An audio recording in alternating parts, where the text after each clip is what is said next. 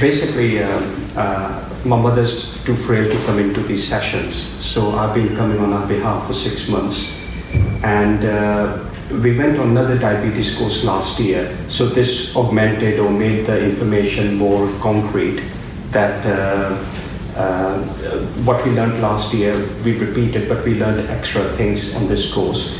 I think the biggest thing with the elderly people is, I mean, people think if you're overweight, this, you reduce the weights, things will change overnight.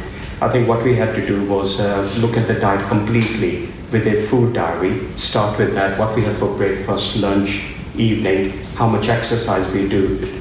And then because of the challenges of other issues in health, sometimes it's not very easy to do this without the children's support. So this is where we try and help in the family.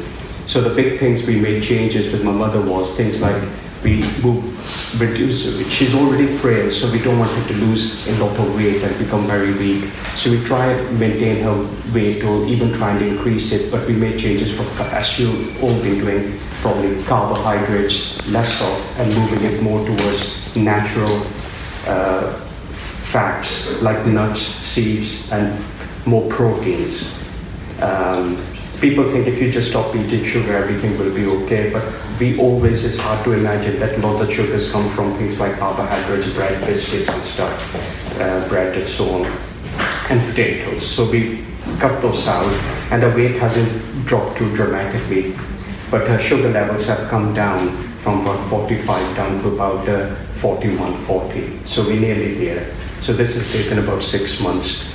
But it's continued from last year. So the key thing is it's a long-term thing. It's not something we can suddenly stop and forget about this course. So the key thing is to continue with the changes we're all making.